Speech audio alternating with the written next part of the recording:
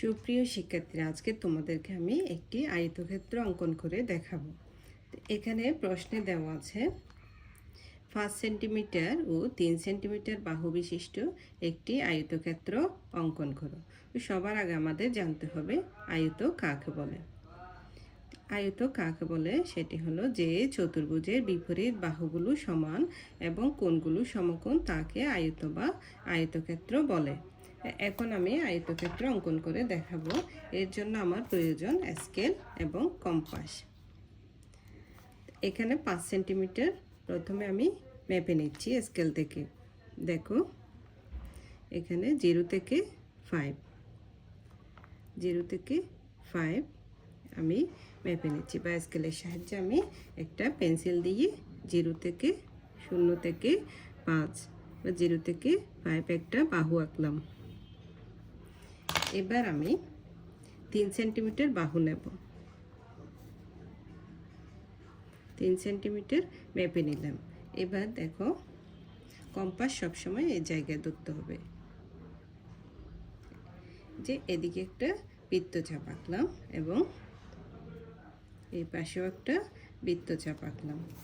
এখন আমি এদিকে 3 সেন্টিমিটার যোগ করে দিব।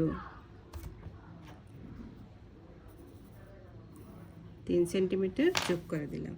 এবার আমি পুনরায় এখান থেকে 5 সেন্টিমিটার বাহুটা মেপে নিব এবং মাপার পর এখান থেকে এই পাশে একটি বৃত্তচাপ আঁকলাম। বৃত্তচাপ আঁকার পর আমি এখন বাহুটা যোগ করে দেব। দেখতে পাচ্ছ এখানে বাহু 5 সেন্টিমিটার আসছে, যে 5 সেন্টিমিটার, আর এই পাশে 3 সেন্টিমিটার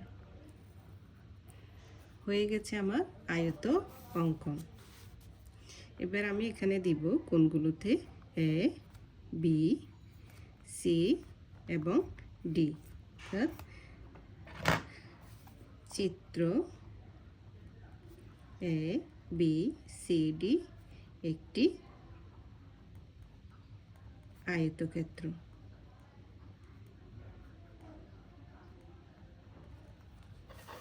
শিক্ষার্থীরা, তোমরা দেখতে পাচ্ছ এখানে এই বাহু আর এই বাহু সমান এবং এই বাহু সমান, অর্থাৎ এটার বিপরীত বাহু এটা, এটার বিপরীত বাহু এটা, বিপরীত বাহুদ্বয় সমান।